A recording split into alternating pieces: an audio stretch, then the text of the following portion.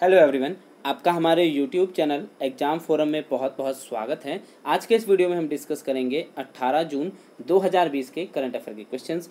इस वीडियो का जो पीडीएफ है उसे आप डिस्क्रिप्शन बॉक्स में दिए गए लिंक से डायरेक्ट डाउनलोड कर सकते हैं या आप हमारी वेबसाइट saragyan.com पर विजिट करें। वहाँ करंट अफेयर के सेक्शन में आपको 18 जून के करंट अफेयर का पीडीएफ भी मिल जाएगा और आप वहाँ पर उसकी प्रैक्टिस भी कर सकते हैं। यदि आपने अभी तक आरआरबी एनटीपीसी की टेस्ट सीरीज के लिए हमारी वेबसाइट पर रजिस्ट्रेशन नहीं किया है तो जल्द ही रजिस्ट्रेशन करें, क्योंकि शुरू के 10,000 स्टूडेंट्स के लिए यह टेस्ट सीरीज बिल्कुल फ्री है।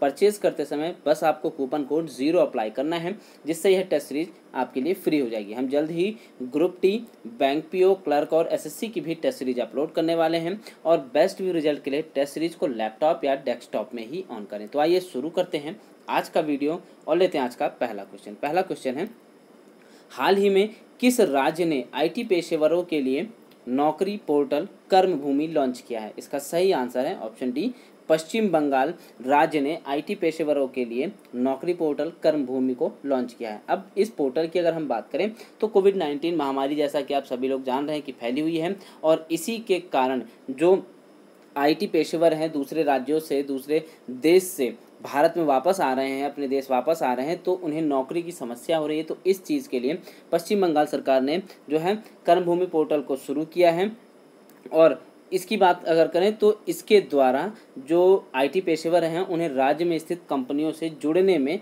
जो है आसानी होगी। आगे बात करते हैं पश्चिम बंगाल की, तो यहाँ की चीफ मिनिस्टर हैं ममता बनर्जी, जगदीप धनखड़ यहाँ के राज्यपाल हैं और कोलकाता यहाँ की राजधानी है। आपको कुछ और पॉइंट याद रखने हैं हाल ही के करंट अफेयर से जुड़े हुए, जैसा कि 1950 करोड़ रुपए का ऋण प्रदान करने की बात की गई है विश्व बैंक के द्वारा पश्चिम बंगाल को कोविड-19 महामारी से निपटने के लिए और विकासात्मक कार्यों के लिए। आपको याद भी रखना है यहाँ के कुछ नेशनल पार्क्स के नाम, जिसमें गोरुमारा नेशनल पार्क, न्योरा घाटी national park, Jaldapara national park और सुंदरवन राष्ट्रीय पार्क जो है नेशनल पार्क जो है फेमस हैं। आपको इनके नाम याद रखने हैं। आगे बढ़ते हैं अगला क्वेश्चन है, विश्व प्रतिस्पर्धात्मक सूचकांक 2020 में भारत किस स्थान पर है? तो इसका सही आंसर है ऑप्शन बी, भारत 43वें स्थान पर है वर्ल्ड कॉम्पिटिटिवनेस इंडेक्स 2020 के आधार पर। अब बात करते हैं इस पोजीशन में नंबर 1 पर कौन है। इस सूचकांक में अगर बात करें तो इस सूचकांक में रैंकिंग में जो है सिंगापुर पहले स्थान पर है और डेनमार्क दूसरे स्थान पर है। इस रैंकिंग को जारी कौन करता है? तो इस रैंकिंग को जारी करता है IMD यानी इंस्टीट्यूट ऑफ मैनेजमेंट डेवलपमेंट के द्वारा इस रैंकिंग को या इस सूचकांक को जारी किया जाता है, वर्ल्ड कॉम्पिटिटिवनेस इंडेक्स को। आगे बढ़ते हैं अगला क्वेश्चन है, हर साल विश्व मरुस्थलीकरण व सूखा रोकथाम दिवस यानी कि world day to combat desertification and drought कब मनाया जाता है? इसका सही आंसर ऑप्शन सी, 17 जून को हर साल विश्व मरुस्थलीकरण व सूखा रोकथाम दिवस मनाया जाता है। आपको याद रखना है। अब जो है विश्व मरुस्थलीकरण व सूखा रोकथाम दिवस 2020 की थीम की बात करते हैं, तो थीम है food, feed and fibre, the links between consumption and land. इसकी थीम है विश्व मरुस्थलीकरण सूखा रोकथाम दिवस की, जो कि 17 जून को हर साल मनाया जाता है। इसकी थीम आपको याद रखनी है। आगे बढ़ते हैं अगला क्वेश्चन है, हाल ही में किस देश के प्रधानमंत्री मुखम्मदकली अबिल गाजिएव ने अपने पद से इस्तीफा दे दिया है? इसका सही आंसर है ऑप्शन डी, यानी कि किर्गिस्तान देश के प्रधानमंत्री मुखम्मदकली अबिल गाजिएव ने अपने पद से इस्तीफा दे दिया है। ये फोटो में है किर्गिस्तान के प्रधानमंत्री मुखम्मदकली अबिल गाजिएव, जिन्होंने अपने पद से इस्तीफा दे दिया है। बात करते हैं किर्गिस्तान की, तो किर्गिस्तान की राजधानी क्या है? बिश्केक है और यहाँ की मुद्रा जो है सोम है। अब आपको कुछ और पॉइंट याद रखना है कि जो ये कंट्रीज़ हैं इन्हें सेंट्रल एशियन कंट्रीज़ कहा जाता है और सेंट्रल एशियन रीजन की जो कंट्रीज़ हैं उनमें हैं कजाकिस्तान, किर्गिस्तान, तजाकिस्तान, तुर्कमेनिस्तान और उज्बेकिस्तान। ये 5 कंट्रीज़ आती हैं जिन्हें सेंट्रल एशियन रीजन कंट्रीज़ कहा जाता है। इन्हें बहुत थोड़ा सा फ़र्क है जिन्हें आपको याद रखना है। आपको इनकी कैपिटल और करेंसी के नाम जरूर याद होने चाहिए, जैसे कि कजाकिस्तान की कैपिटल नूर सुल्तान है और यहाँ की करेंसी है तेंजी। आगे आपको याद रखना है किर्गिस्तान की कैपिटल, जैसे अभी आपको बताया, बिश्केक है और यहाँ की करेंसी है सोम। ताजिकिस्तान की कैपिटल की बात करें तो इसकी कैपिटल है दुशनबे और इसकी करेंसी है सोमोनी। नेक्स्ट बात करते हैं तुर्कमेनिस्तान की, तो इसकी जो कैपिटल है वह अशगाबत है और यहाँ की जो करेंसी है वह है मन्नत। नेक्स्ट बात करते हैं उज्बेकिस्तान की, और इसकी कैपिटल है ताशकंद और यहाँ की करेंसी भी है सोम। तो आपको दो कंट्रीज ऐसी हैं जैसे कि किर्गिस्तान और उज्बेकिस्तान, यहाँ की दोनों की करेंसी सेम है, आपको ये पॉइंट याद रखना है। आगे बढ़ते हैं अगला क्वेश्चन है, हाल ही में किस भारतीय संस्था ने मोनाको फाउंडेशन अवार्ड जीता है? इसका सही आंसर है option C, Deccan development society ने, जो कि भारतीय संस्था है, मोनाको फाउंडेशन अवार्ड को जीता है।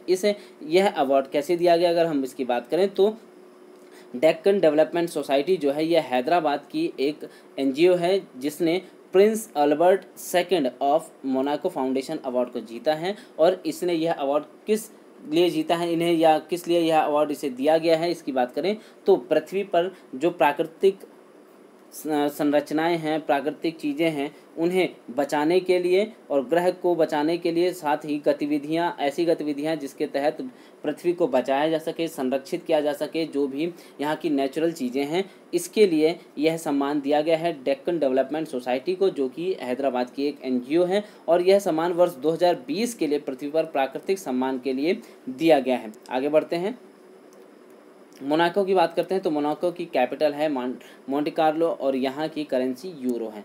अगला क्वेश्चन है, हाल ही में दीनू रणदिवे का निधन हुआ, वह क्या थे या वह कौन थे? तो इसका सही आंसर है ऑप्शन सी, स्वतंत्रता सेनानी व पत्रकार थे दीनू रणदिवे, जिनका हाल ही में निधन हो गया।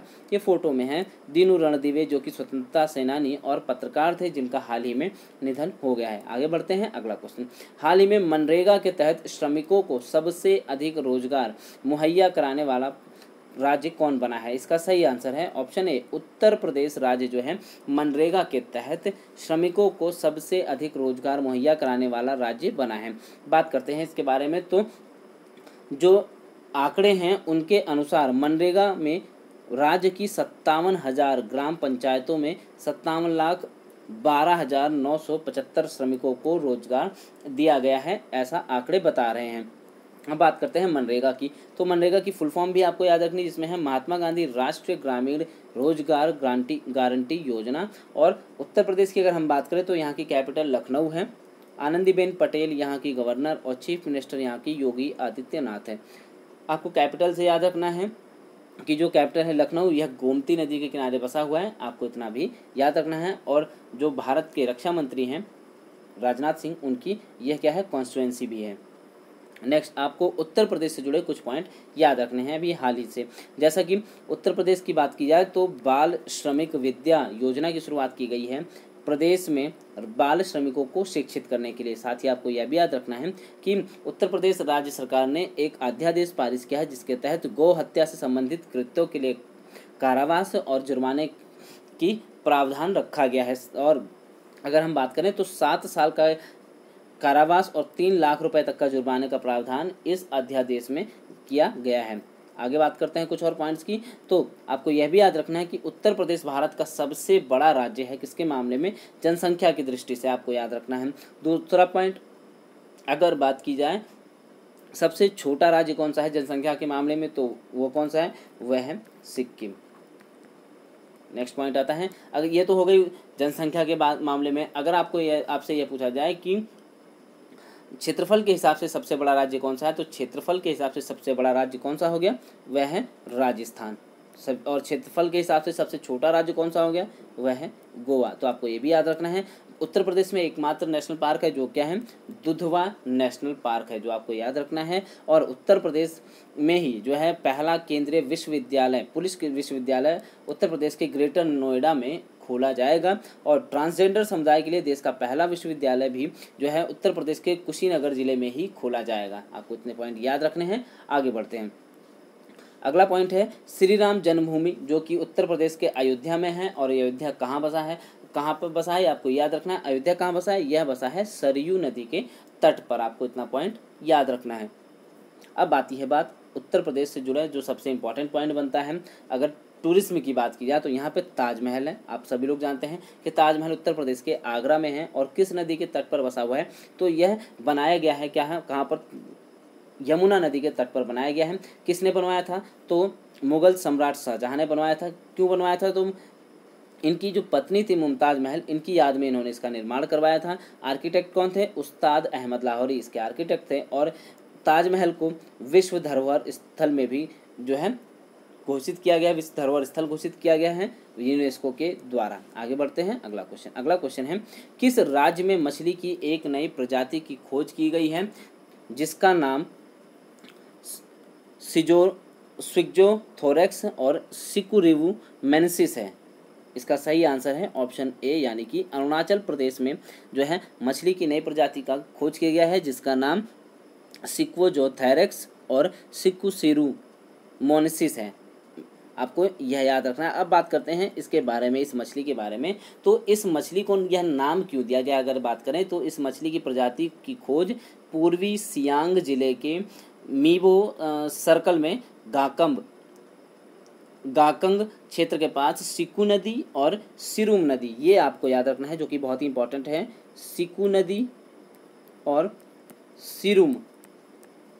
सिरुम नदी के जो संगम है वहाँ पर इसकी खोज की गई है और इन्हीं नदियों के नाम पर, सिकु और सिरुम नदी के नाम पर ही इसका नाम रखा गया है, जो कि नाम है सिक्जोथोरिक्स और सिकुसिरू मेनेसिस। आपको इतना याद रखना है। अब बात करते हैं अरुणाचल प्रदेश के बारे में। तो अरुणाचल प्रदेश के मुख्यमंत्री पेमा खांडू हैं, यहाँ के राज्यपाल BD मिश्रा और यहाँ की कैपिटल ईटानगर है। आपको अरुणाचल प्रदेश से कुछ नेशनल पार्क के नाम याद रखने हैं, जिनमें है